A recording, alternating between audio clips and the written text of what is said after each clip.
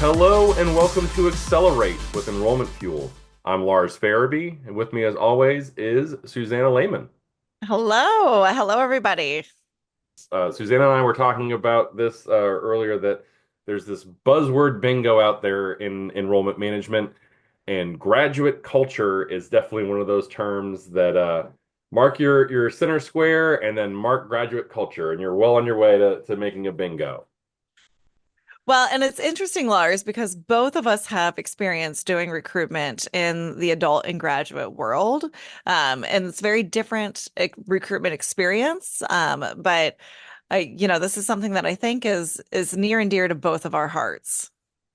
Absolutely, yes. So I spent 10 years on the graduate admissions side of things, bringing in um, students for a wide range of programs. We had students that were coming online, that were in health professions programs, they were coming and living on campus, they were commuting. So we kind of ran the gamut.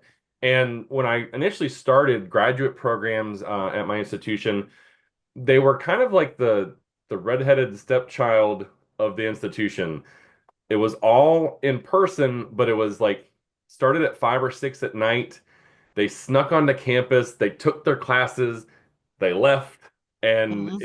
it was almost like that they were like the borrowers, where you would see chairs moved around a little bit the next morning, and like things on whiteboards had been written the night before, and you never really got a sense of who they were. It was just, oh, those are the graduate students. They were here and then they're gone.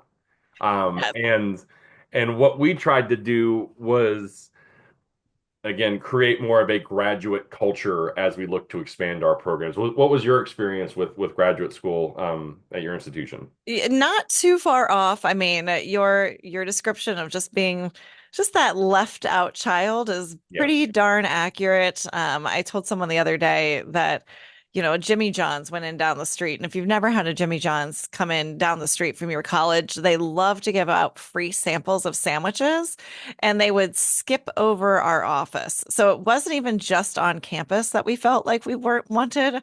It was also Jimmy John's hating on us, you know? So I was like, "Yeah, you can't even come in. Come on, I want a free sandwich too." So it was this part of campus that was there, but not really. And most people just kind of forgot we existed when I worked in the office. And I worked for only about 4 years in graduate and adult recruitment. But very similar to what Lars described, our students were always there when the full-time undergraduate students were not taking classes for the most part. So they just kind of snuck on and snuck off. And I think that's probably the case for a lot of colleges and universities out there, that were at least for the smaller, maybe private liberal arts schools, maybe, that I'm describing here, that they were so focused on undergraduate admissions, and the graduate school was great, but it was just this kind of secondary thing. And I think what's happened over the last several years is that enrollments for undergrad is kind of capped out. There's always room Mhm. for improvement, but they've sort of grown to a point where that's as big as we can get. And now graduate school is this new frontier. And it's this space where um, more and more people are needing these graduate degrees, these higher levels of specialization to advance their career, to get licenses, to get further training, all that kind of stuff. And I think more and more colleges are looking to fill that need. And I think that it's great that we're looking to build on that, but what are we doing to provide the resources that give these students a really great experience as well? Yeah, and it's there's several challenges that come with that, and we'll go over those a little bit more as we continue to the conversation. But the I think one of the other things that kind of this stems from oftentimes, especially on a smaller campus, is the faculty. They love their topic, they love their area, and they Mhm. say, wouldn't it be great if we had more students who got a master's degree in XYZ? And sometimes, and one of the challenges is they're thinking that based on their personal experiences, but not necessarily taking in the whole environment and how necessary that program is going to be and how viable it's going to be down the road. Hmm. And I think to that point as well is that they might then bring in their own experience of what graduate school was for them. And I'm not knocking any faculty members here because I just celebrated my 40th birthday and the time is creeping by very, very quickly. Um, but it was a long time ago when I went to graduate school.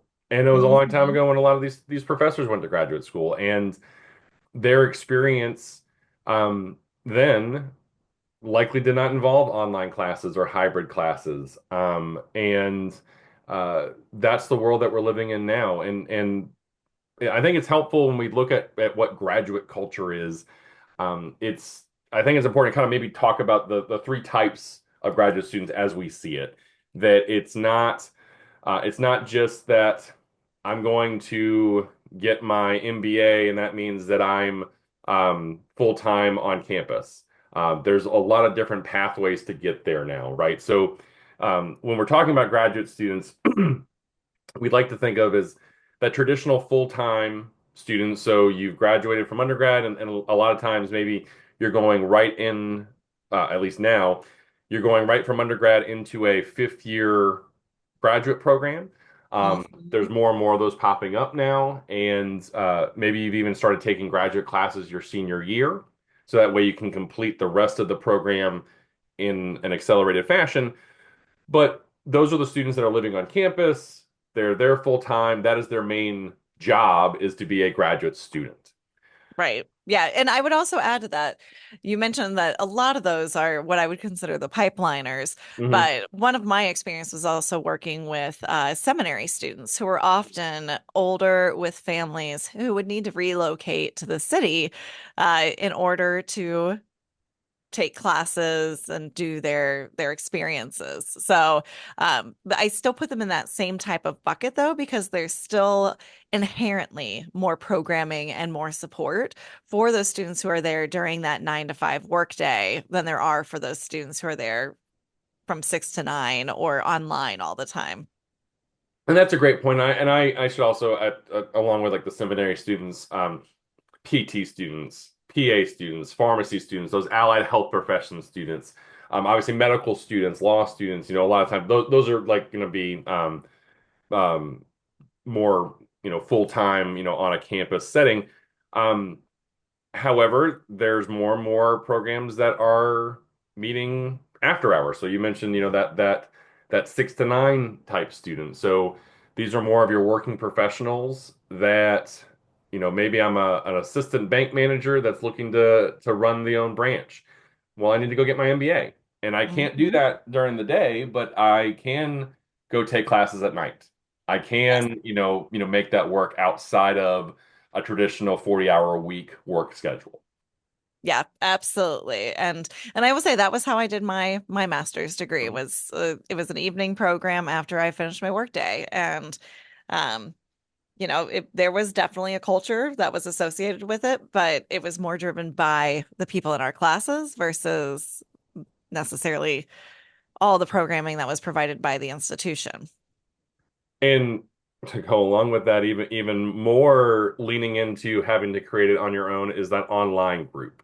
And that's Hmm. actually how I did my master's programs and my doctoral program. It was all online.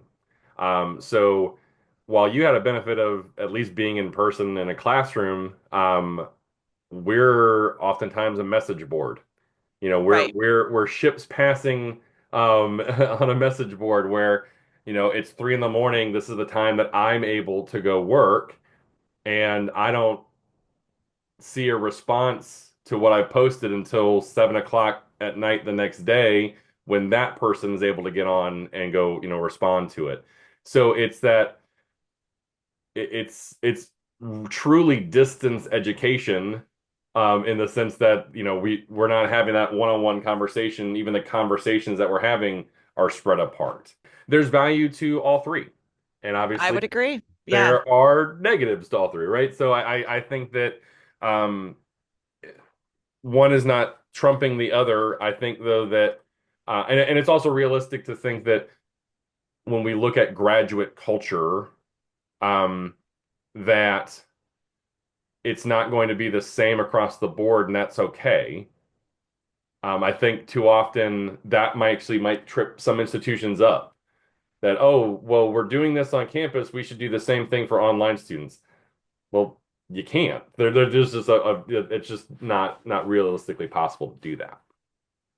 Yeah, well, and I think, as we're thinking about this graduate culture, one thing that's really important for each institution to define is what really are your goals when it comes to graduate culture. Is it thinking about student services? Is it thinking about how you're connecting the students with one another? Is it thinking about opportunities related to career development? Is it thinking about uh, how students might be using the library, so there's Hmm. so many different things that can be part of what the services are and what ties into what your culture looks like on your campus or online for your programs.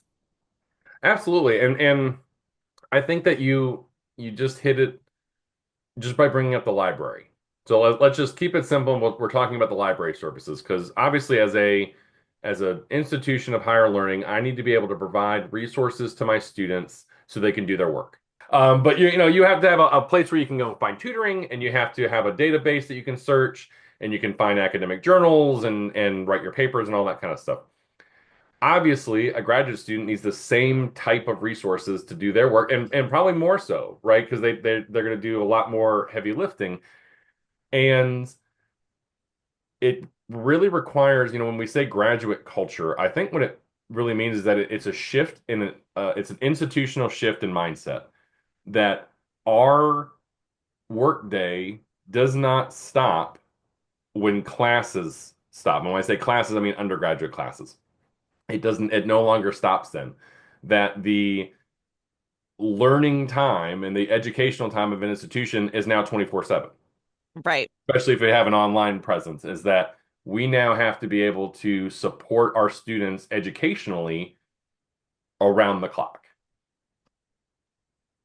Yeah. And it's not realistic always to say, well, we have Yep. to have a librarian on staff until 5 o'clock in the morning, right? That doesn't have to be the solution to go Yep. to, but it's looking at what types of resources are there for your students who might get stuck. Maybe they need to get access to an article and there's some kind of glitch or some code that's Hmm. needed. How does that student go out and find that information and think through what are those pain points that a student might be experiencing at all times of the day? Hmm.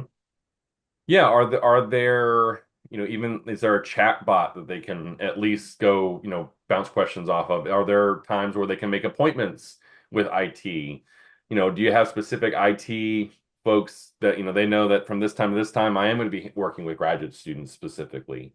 Um, I think that um a lot of institutions probably have some resources behind this, particularly if they have more students. But it can be a challenge for those smaller schools that um, maybe don't have the ability to have a librarian after hours or in the evening. And I will say, as someone that utilized the library a lot at night, and by the way, nobody ever uses the library at night because they're trying to get ahead. It's because, oh my goodness, the paper's due tomorrow and I need to start it now. And those late night librarians, they do the Lord's work. They are really they are the lifesavers of an institution if you're able to have one, because they're the ones that talk people off of so many ledges, and provide them the resources that they need. I think that you know, that is a challenge though of, how do we not only how do we take the academic experience of an institution and put it online or put it after hours, but then how do we put those support services? Moving beyond just the library services. I mean, mental health services are a huge factor now in undergraduate spaces, and they don't just stop at undergrad. They continue on into graduate school even more so. How are we able to meet those students' needs? Again, it's a little bit easier to do if they're full time and on campus. They can just, utilize the same sort of counseling services there. But shouldn't those support services be available to evening students or to online students. Um, Mhm. Now, I have a question for you, Susanna. For that, did your program, did you have online programs in your admissions space? Well, I am an old person now, Lars. So I did my master's when online was definitely not as prevalent. So there were no online programs really available until COVID at a lot of institutions in the area. There were some that did have the Mhm. online programs early, but online has really just blossomed since COVID, and people realized that they could stay home and do their classwork in their pajamas, or not even stay home, but go home after work and put on pajamas and go to Mhm. class, right? Yeah. So people have really started to trust that online experience more in the last couple of years than they might have, 10, 15 years ago. And I'm dating myself, but it's been about 14 years since I finished my master's. So it's been a minute. And that's fair. And I think um, I guess what I'm getting at is that there was a fee associated to it. And there's a cost for the students. I think that it's fair, if I'm an online student and what kind of fees am I paying for? Mhm. And if I'm not paying the student services fees, okay, I understand that I might not have access to everything available at an institution, but if I am paying those fees and they're in that, if I read the bill correctly and I look at the line items and it's in there, then if I'm paying for it, then I should expect a certain level of service, right? Correct. Yes. And what are we able to then as institutions, how can we meet those expectations? Yeah. No, I definitely agree with all of that. And I think, as we're talking a lot here about the student services because it is a big part of the graduate culture and the Yeah. experience that the students get. Um, but I also grow concerned sometimes for just the relationships that Mm. people develop as part of their graduate program.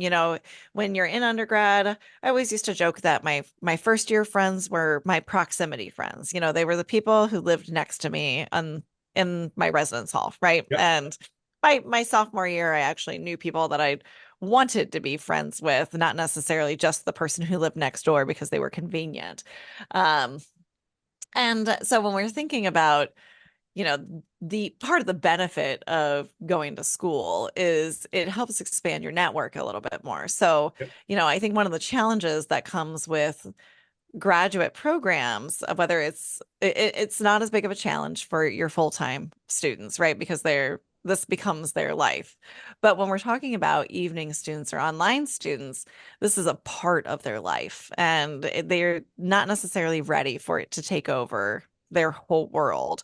But there's still that necessity of creating a a group of people that you feel confident you can go study with, or people that you can bounce ideas off of. And, to me, that's one of those other big challenges that you run into when creating a graduate culture for the non-traditional graduate students. I had a wonderful experience online, um, both at my master's and my doctorate. I feel like I got a lot more out of my doctorate because I feel like they were so far apart and they were after, after COVID, so they're kind of at least the doctorate it is, more institutions are used to this kind of model at this point. But I think something that they really encouraged was they let it kind of grow organically within the program. Um, I found that when an institution tries to manufacture fun for for their students, I felt the most connected when we would have online study halls together. And we're all just typing away in a Zoom meeting. And if I look up, I see everybody else typing and I see everybody else working. And that just encouraged like, hey, get back to the books. Keep working because these other people are doing the same thing. I found those type of experiences to be as beneficial as like the mixers or the kind of manufactured meet and greets. Um, those are just as beneficial, if not more so. Yeah, no, and I love that idea. I don't know that I've ever heard of an online study hall before, but it makes sense to say we're going to dedicate this time to sitting here and doing work at the same time. Yep. And I love that concept. Um, and I'd be curious to know from anyone who's listening, is that something that is part of the graduate culture for your institution? And if it's not, it's a really easy thing to implement that doesn't cost you anything. Right. That's a simple, hey, this is when we're gonna have our study hall hours, and if you can make it great, and it really is amazing how it just becomes part of your schedule and part of your routine. And I would miss it on the weeks when we didn't have it. Yeah, I love that. Well, and kind of piggybacking on that, was there ever a time where you would just do like this is our coffee time in the morning and have something very quick at the beginning of a workday or even before a workday would start, or was that not something that was incorporated? We actually had happy hours at the end. Okay. See, So, and that's the and route I would normally go, but I was trying to think more professional. and when I say happy hours, it didn't have to be drinks or beers or anything. It was more end of the workday or end of the week, like more like a commiserating kind of thing. Yep. Kind of a more that maybe that's a better way to frame it. That it wasn't a cocktail hour. It was a more of a, oh, we made it through the week. Yep. Okay. Let's enjoy your beverage of choice, but let's talk about what we did throughout the week. And it could be school related, it could be home life related, it could be work related, whatever it was. Because I mean, the benefit of I think we haven't really discussed this, too much, but the great thing about graduate school, when you were talking about proximity friends, you were friends with the people that were close to you. Um, Jerry Seinfeld has a great bit about it's really easy when you're a kid making friends because you just find a kid that's riding a bike outside, and now they're your friend because they're Right. riding a bike. Yes. And I'm in an education program for higher education. These are all people in my field. These are all people that are in higher education. These are all people that are living my life basically. Well, we already have a connection. I'm not having to make that leap to try to talk to the physicist, which they're going to go way over my head with what they're learning. Like we're all on the same playing field here, and I think um that already we have a shared experience that we can lean into. And Yeah. you don't get that at undergrad, you get that at graduate school. Well, and I mean, I agree with you, but I also, I did a more general master's, so I did an MBA, and my background was in education. But one of my good friends who worked next to me, his job was to dye clothes for one of the clothing manufacturers here in town, and he had a degree, I think, in some kind of science. Can ask him. I'm going to see him next week when I'm in Minnesota. Cool. Uh, but he did that. There was another guy who was interested or who worked for one of the banks here in town. Somebody worked for NetJets, so we were kind of all over the place as far as our professions went. Um, but most of us ended up bonding over one of our more challenging statistics courses and Hmm. trying to work through things. I still remember being um, at school still at I think about 1 o'clock in the morning when classes had ended at 9 as we were struggling through this homework together. And two of the people, one had Romanian parents, the other had immigrated from Romania, and he started swearing in Romanian, and she knew exactly what he was saying, right? So it was this like frustration that was just part of the challenge of being in graduate school that helped us bond. And I think by our second term, we were all going out every Thursday after class to go grab a sandwich and a drink at a local restaurant before we'd head home. And obviously, I'm still friends with many of these people 14 years later. And I feel like the relationships I ended up building as part of my graduate experience were even more cemented than those I had with some of my undergraduate friends. So you heard it here first. To build graduate culture, it's all about swearing and happy hours, and that's exactly how. No, but and I think that we hear graduate culture, really what we're describing is what you just described. That's what it is. It is It is how do we create a shared experience for our students so that way they are creating an organic network that then they'll take out into their work life. And that when they look back on their experience in graduate school, it's not this little silo, I just churned it out. It's I made great friends and I had a great experience. And I mean, I'm gonna put on my little cynical hat for a second. Um, I'm more apt to donate to my particular program as an alum than the university, but I'm still more apt to donate back to that institution because I had a great experience in graduate school. And Hmm. if we're creating a strong graduate culture, it just engenders a really strong feeling with your institution, and now you're able to go create great alumni that are going to go out and be recruiters for you. Right. Yeah. Well, and I think one of the things we want to kind of pivot to is, why is all of this so important? Yeah. And as we were yeah, and I want to give one more plug for why I loved my graduate program. I mean, I loved my undergraduate experience as well, but I loved my graduate program because it was so easy to apply what I was doing Mm. in school at night to what I was doing during my work day. And I think that's what I loved was that extra piece and being able to tie it all together makes it so that I remember so much more from my education part of graduate school than necessarily the education part of my undergraduate Hmm. side of things, right? So undergraduate, I think goal, critical thinking, met. Graduate, it was this is applied knowledge that I can use every day. And And and that and helped you tie it all together too. right, and while I absolutely agree with you that while you're working and doing it, it makes you a better worker, but then that makes you a better student, and it feeds on each other. It really does. Yeah, and as you think about your network that you can build in graduate school, you typically are going to align yourself with people who are doing that same type of thing. And that I think is one of those perks. So to tie it back to that question I asked and then skated over a second ago, why is all of this important? And why are we talking about it as enrollment fuel? When we want to put out content that's helpful to everybody, but as a company, we really focus on that strategic enrollment management. So tying that back to the importance of that piece. We really think that creating a graduate culture, and again, all graduate culture is, it's creating a strong connection within your program, or within the institution.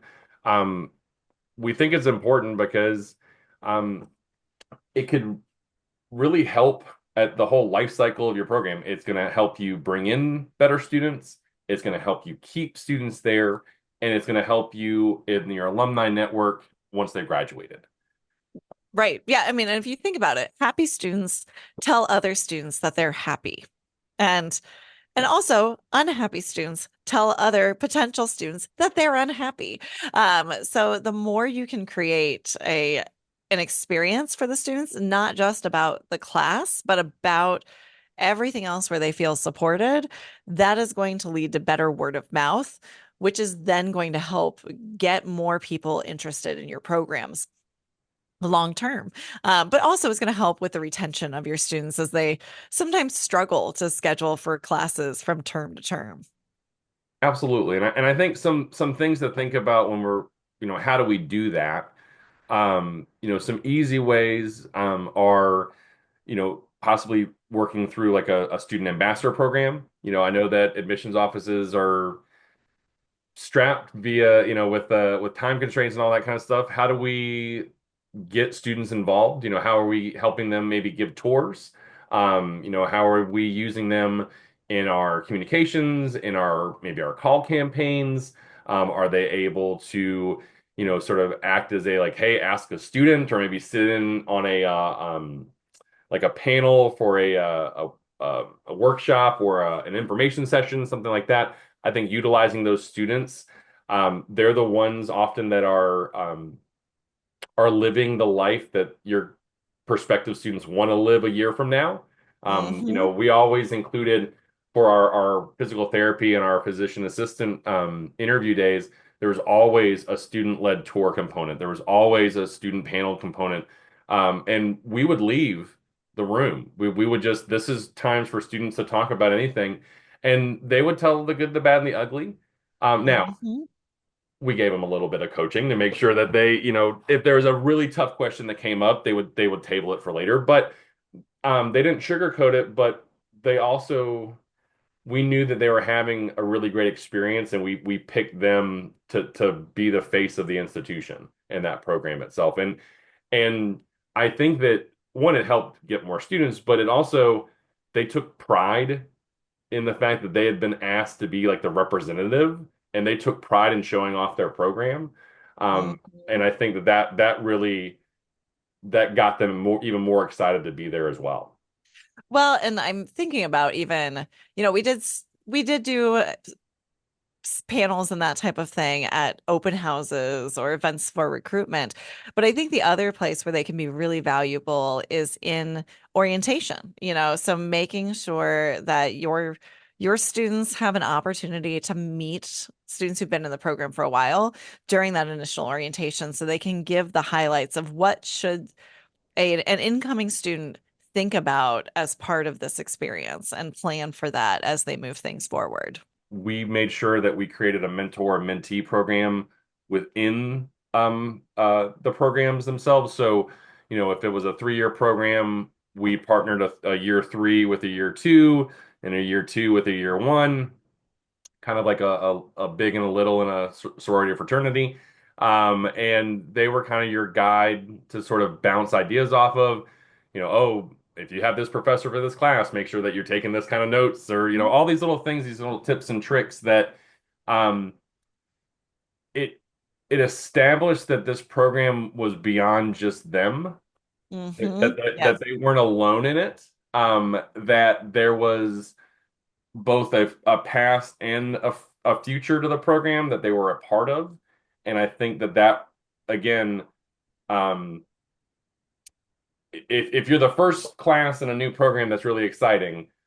But it's also exciting to be a part of something that's been around a while. And it's exciting to be that next crop of candidates that are going through a pharmacy school or a seminary or a conservatory, whatever the case may be. It's exciting to be a part of that legacy and see how then you can help the next person coming into it.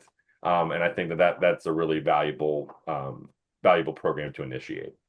Well, and what I love about that, Lars, is that those mentors are creating more of a connection to other students in the program, but also to the program and the institution itself, which allows you to then tap into them for things like testimonials. I'm a huge advocate for testimonials in graduate programs specifically, because it does allow somebody to come back and say, this is what the program did for me.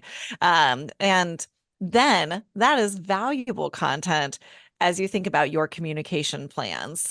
Because one Mm, of the things that I notice as a whole is that we are really good at tracking what happens with students after they graduate from undergraduate programs at our institutions. yep. We are not as good at tracking what happens to graduate students once they leave the program.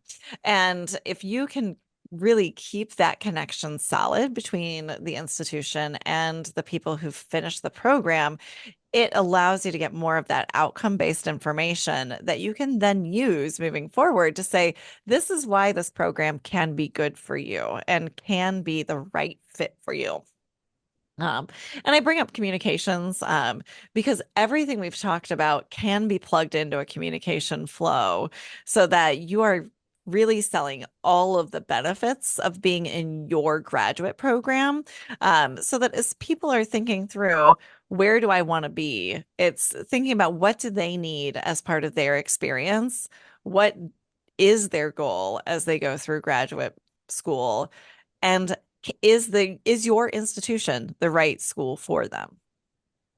And Susan, I love that you're bringing up outcomes because, I'm not knocking any sort of outcomes from undergrad at all. It's a fact that if you're getting your doctoral degree or getting your master's degree, whatever it is, the jobs that you're getting are likely going to be higher level leadership roles.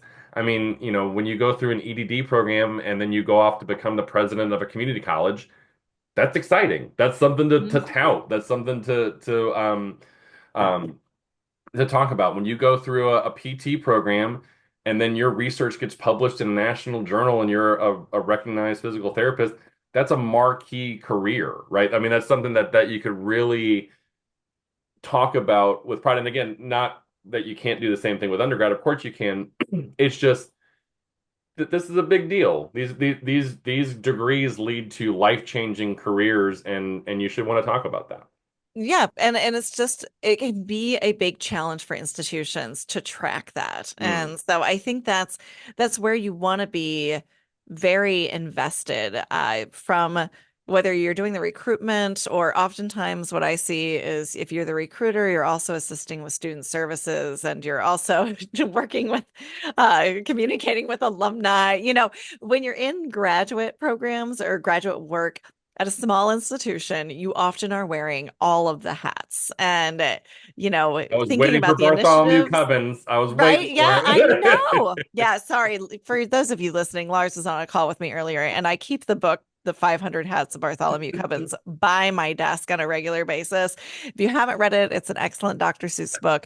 But I always compare working in small higher ed to being Bartholomew Cubbins because when you take Absolutely. off one hat, there's 499 underneath. Yep. And figuring out which hat has to be the priority is a challenge. And oftentimes the priority is get new students in the door. But if you lose track of those old students, old being graduates, alumni, all of that, then you don't have the ammo that you need to recruit the new students. So it takes you kind of being fully aware of the entire life cycle of the student to figure out how you can get those new students to want to go through your door. Well, Thank you all thank for y'all listening. very much for listening today. We hope that this has sparked some ideas for you as you look to go out and create a stronger graduate culture at your own institution. Um, Again, I'm Lars Farabee with Enrollment Fuel, And I'm Susanna Lehman, also with Enrollment Fuel. and this has been Accelerate with Enrollment Fuel. We'll see you again next time. Thank you.